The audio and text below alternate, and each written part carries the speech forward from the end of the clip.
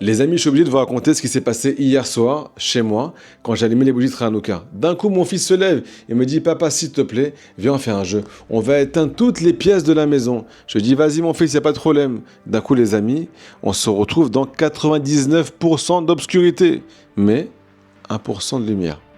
D'un coup, on a vu la beauté de chaque flamme de la Hanoukia, de chaque bougie. Deuxièmement, on a vu combien il y avait de couleurs dans chaque flamme. Il n'y a pas que le jaune, les amis. Il y a aussi du blanc, aussi d'autres couleurs.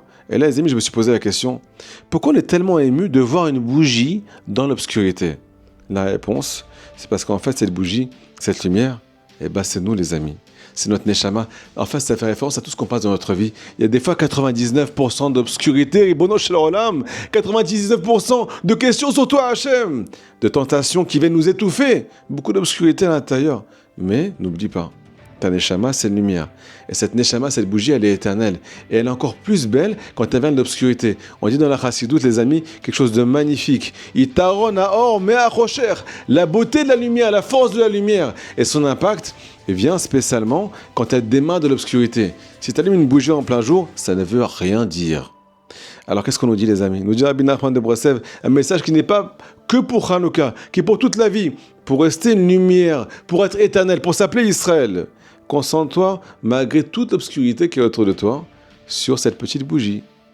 Et sache une chose, c'est que si tu l'allumes et que tu la regardes, comme on a fait les amis hier soir dans ma famille, alors tu vas voir que c'est encore plus beau, une lumière qui vient de l'obscurité. Tu as passé tellement d'épreuves dans ta vie, tu as fait tellement de sacrifices, tu as tellement avancé. Pourquoi tu oublies tous ces efforts?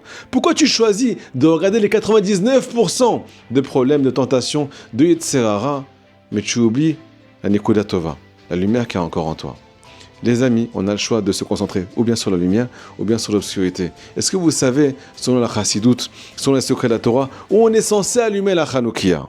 Alors c'est magnifique. On nous dit entre 24 cm du sol et 80 cm du sol. Pourquoi? Parce que nous dit la Gemara, c'est l'endroit où la Shekhina, la présence divine, n'est jamais descendue là-bas, les amis.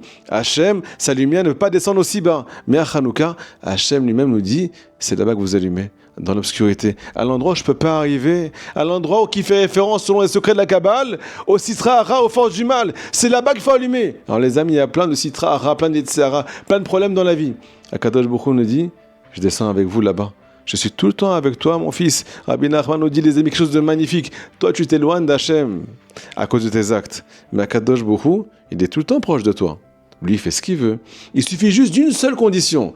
Appelle-le avec vérité de tout ton cœur, de l'endroit où tu es, de la pénombre dans laquelle tu te trouves aujourd'hui. 99% de pénombre. Qu'est-ce qui se passe? Quand tu fais ça, tu rallumes la lumière qui est en toi, au lieu de l'éteindre. Là, tu poses la question.